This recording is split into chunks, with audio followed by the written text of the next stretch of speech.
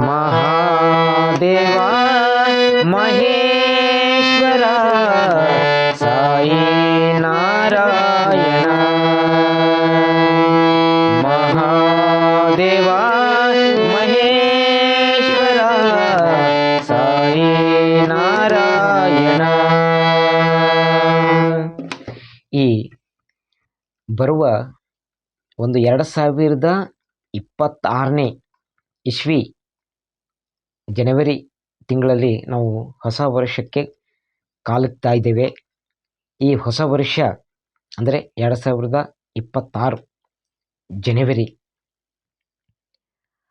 ಇಲ್ಲಿ ತಮ್ಮೆಲ್ಲರಿಗೂ ಆ ಪರಮಾತ್ಮ ಒಳ್ಳೆಯ ಆರೋಗ್ಯ ಆಯುಷು ಕೊಡಲಿ ಅಂತ ಆ ದೇವರಲ್ಲಿ ಪ್ರಾರ್ಥಿಸುತ್ತಾ, ಈ ಹೊಸ ವರ್ಷ ಅಂದಮೇಲೆ ನಮಗೆ ಏನೋ ಒಂದು ಹೊಸ ಹರುಷ,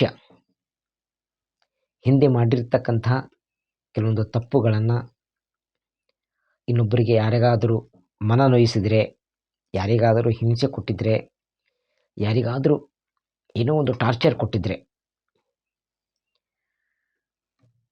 ಅವರನ್ನು ದಯಮಾಡಿ ನಮ್ಮನ್ನು ಕ್ಷಮಿಸಿಬಿಡಿ ಅಂತ ಕೇಳ್ಕೊಳ್ಳಿ.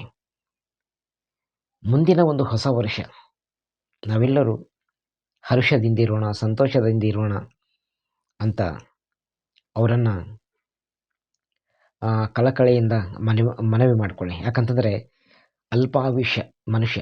ಈ ಹೊಸ ವರ್ಷ ಅಂತಂದ್ರೆ ಏನೋ ಒಂದು ನಮ್ಮ ಹರುಷ ಇರ್ತದೆ, ಏನೋ ಒಂದು ಸಂತೋಷ ಇರ್ತದೆ. ಆದ್ರೆ ನಿಜವಾಗ್ಲೂ ಹೊಸ ವರ್ಷ ಅಂತಂದ್ರೆ ನಾವು ಈ ಡಿಸೆಂಬರ್ ತಿಂಗಳಿನಿಂದ ಜನವರಿ ತಿಂಗಳಿಗೆ ಹೊಸ ವರ್ಷದ ಕಾಲಿಕ್ತಾ ಇದ್ದೀವಿ. ಏನೋ ಒಂದು ಹರ್ಷ ಇರ್ತದೆ.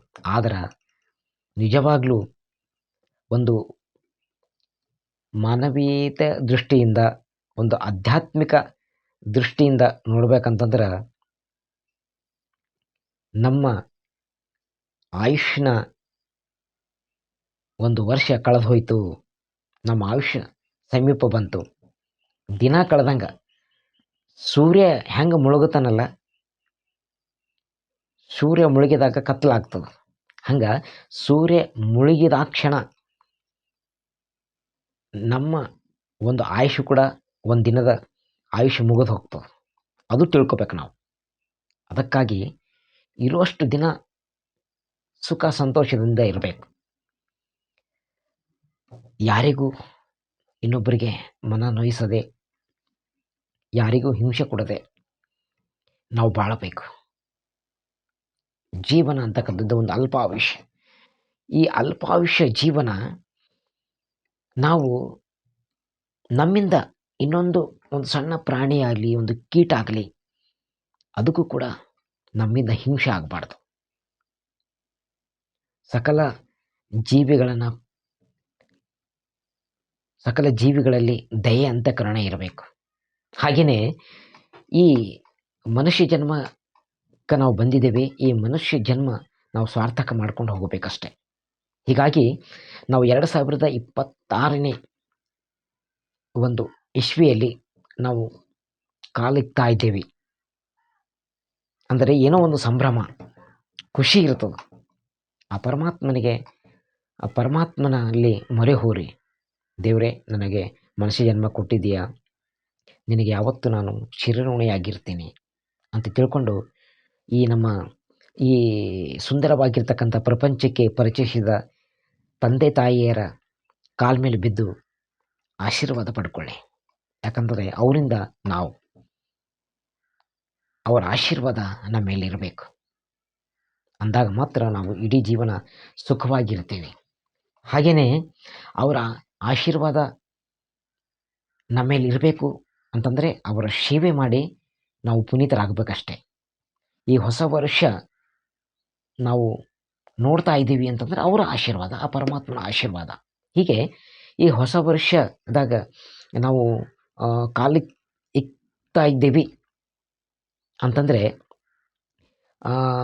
2025ನೇ ಡಿಸೆಂಬರ್ ಲಾಸ್ಟ್ನೇ ದಿನ ಏನಿರ್ತದ, ಯಾವಾಗ ಬೆಳಗಾಗ್ತದ, ಹೊಸ ವರ್ಷ ನಾವು ಕಾಣ್ತೀವಿ. ಅವಾಗ ಮನುಷ್ಯ ಏನು ಮಾಡ್ತಾನೆ, ಕುಡಿಯೋದು, ತಿನ್ನೋದು, ಪಾರ್ಟಿ ಮಾಡೋದು, ಹೊಲಸು ತಿನ್ನೋದು, ಮದ್ಯಪಾನ ಸೇವನೆ ಮಾಡೋದು, ಧೂಮಪಾನ ಸೇವನೆ ಮಾಡೋದು. ಯಾಕಂದ್ರೆ ಒಂದು ಖುಷಿ. ಆ ಖುಷಿ ಯಾಕ್ರಿ ನಿಮಗೆ ಬೇಕು? ಕೆಟ್ಟ ಚಟಗಳು ಮಾಡಿ ಹೊಸ ವರ್ಷ ಕಾಣೋದು ಯಾಕೆ? ಹಿಂಗೆ ಆಗಬಾರ್ದು. ಎಲ್ಲಿ ನೋಡಿದ್ರಲ್ಲಿ ಪಾರ್ಟಿ, ಮದ್ಯಪಾನ ಸೇವನೆ ಮಾಡ್ತಾ, ಬೀರ್ ಕುಡಿತಾ, ಏನೋ ಒಂದು ಮಜಾನಲ್ಲಿ ಇಡೋದು. ನಿಜವಾಗಿರ್ತಕ್ಕಂಥ ಮಜಾ ಅದು ಅಲ್ರಿ. ನಿಜವಾಗಿರ್ತಕ್ಕಂಥ ಮಜಾ ಏನಪ್ಪ ಅಂತಂದರೆ, ನಾವು 2025 ದಾಟಿ 26ನೇ ಇಸ್ವಿಯಲ್ಲಿ ನಾವು ಕಾಲು ಇಕ್ಕಿದ್ದೇವೆ ಅಂತಂದ್ರೆ ಆ ಪರಮಾತ್ಮನ ಕೃಪಾಶೀರ್ವಾದ, ತಂದೆ ತಾಯಿಯರ ಒಂದು ಕೃಪಾ ಆಶೀರ್ವಾದದ ಮೇರೆಗೆ ನಾವು ಇಲ್ಲಿವರೆಗೆ ಸುಖ ಸಂತೋಷದಿಂದ ಇದ್ದೀವಿ. ಮುಂದಿನ ಒಂದು ದಿನಗಳು 2026 ಜನವರಿ ಮತ್ತು ಮುಂದಿನ ಒಂದು ದಿನಗಳು ಸುಖಕರವಾಗಿರಲಿ, ಸಂತೋಷವಾಗಿರಲಿ. ಆ ಪರಮಾತ್ಮನ ಆಶೀರ್ವಾದ, ತಂದೆ ತಾಯಿಯ ಆಶೀರ್ವಾದ ನಮ್ಮ ಮೇಲೆ ಇರಲಿ ಅಂತಂದು ನಾವು ದೇವರಿಗೆ ಮೊರೆ ಹೋಗಬೇಕು. ಅದೆಲ್ಲ ಬಿಟ್ಟು ಕೆಟ್ಟ ಚಟಗಳು ಮಾಡ್ತಾ ನಾವು ನಮ್ಮ ದೇಹನ, ನಮ್ಮ ಈ ಮಾನವ ಜನ್ಮ ಹಾಳು ಮಾಡ್ಕೋಬಾರ್ದು. ಅದಕ್ಕಾಗಿ ಈಗ ಏನೇ ಮಾಡಿರಿ, ಈಗ ಮುಂದೆ 2026 ನಾಗ ಕಾಲಿ ಇಕ್ಕಿದ್ರಿ, ಇಕ್ಕಿನಾಗ ಮುಂಜಾನೆ ಫಸ್ಟ್ ಕ್ಲಾಸ್ ಜಳಕ ಮಾಡಿರಿ. ಜಳಕ ಮಾಡಿ ಏನಪ್ಪ ಅಂತಂದ್ರೆ ದೇವ್ರ ಪೂಜೆ ಮಾಡಿರಿ. ದೇವ್ರ ಮುಂದೆ ಕುಂತು ಪ್ರಾರ್ಥನೆ ಮಾಡಿರಿ. ಇಲ್ಲಿವರೆಗೂ ನನಗೆ ಬದುಕಿಸಿದಿ, ಮುಂದೆ ಕೂಡ ನನ್ನನ್ನು ಹೀಗೆ ಬದುಕಿಸು, ಒಳ್ಳೆಯ ಆರೋಗ್ಯ, ಒಳ್ಳೆಯ ಆಯುಷು, ನಾನು ಮಾಡ್ತಕ್ಕಂಥ ಕೆಲಸದಲ್ಲಿ ಯಶಸ್ಸು ಕಾಣುವಂಗೆ ನೀ ಆಶೀರ್ವಾದ ಮಾಡು ತಂದೆ ಅಂತಂದು ಆ ದೇವರ ಮೊರೆ ಹೋರಿ. ತಂದೆ ತಾಯಿಗಳು ಅವರ ಪಾದ ಮೇಲೆ ಬಿದ್ದು ಆಶೀರ್ವಾದ ಪಡ್ಕೊಳ್ಳಿ. ಅದು ಒಂದು ಸ್ವಾರ್ಥಕ್ಕಾಗ್ತದೆ ಮನುಷ್ಯನ ಜನ್ಮ. ಅದೆಲ್ಲ ಬಿಟ್ಟು ಹೊಸ ವರ್ಷ ಬಂತಪ್ಪ, ಎಲ್ಲಿ ನೋಡಲ್ಲಿ ಪಾರ್ಟಿ ಮಾಡೋದು, DJ ಹಚ್ಚಿ ಕುಣಿಯೋದು, ಇನ್ನೊಬ್ಬರಿಗೆ ತ್ರಾಸು ಕೊಡೋದು, ಈ ಥರ ಮಾಡಬೇಡ್ರಿ. ಯಾಕಂತಂದ್ರೆ ಕೆಟ್ಟ ಚಟಗಳು ಮಾಡಿ ಮನುಷ್ಯನ ದೇಹ, ನಿಮ್ಮ ದೇಹ ಹಾಳು ಮಾಡ್ಕೋಬೇಡ್ರಿ. ಕೆಟ್ಟ ಚಟಗಳು ಯಾವತ್ತೂ ಮಾಡಬಾರ್ದು. ಹೀಗಾಗಿ ಈ 2026 ಹೊಸ ವರ್ಷ ತಮ್ಮೆಲ್ಲರಿಗೂ ಹರ್ಷ, ಸುಖ, ಸಂತೋಷ, ಒಳ್ಳೆಯ ಆರೋಗ್ಯ, ಒಳ್ಳೆಯ ಆಯುಷು, ಆ ಪರಮಾತ್ಮನ ಕೃಪಾಶೀರ್ವಾದ, ನಿಮ್ಮ ತಂದೆಯ ತಾಯಿಯರ ಆಶೀರ್ವಾದ ನಿಮ್ಮ ಮೇಲಿರಲಿ. ಯಾವತ್ತೂ ಸುಖಿಯಾಗಿರ್ರಿ, ಸಂತೋಷದಿಂದಿರ್ರಿ, ಇನ್ನೊಬ್ಬರಿಗೆ ಒಳ್ಳೆಯದು ಮಾಡಿರಿ, ಸೇವಾ ಮಾಡಿರಿ, ಆ ಪರಮಾತ್ಮನ ಆರಾಧನೆ ಮಾಡಿರಿ. ಈ 2026 ಇಸ್ವಿ ನಿಮ್ಮ ಬಾಳಿನಲ್ಲಿ ಒಂದು ಹೊಸ ಹರ್ಷ ತರಲಿ, ಹೊಸ ಸಕ್ಸಸ್ ಅನ್ನು ತರಲಿ ಅಂತ ಬೇಡಿಕೊಳ್ಳುತ್ತಾ ತಮ್ಮೆಲ್ಲರಿಗೂ ಹೊಸ ವರ್ಷದ ಶುಭಾಶಯಗಳು. ಧನ್ಯವಾದಗಳು.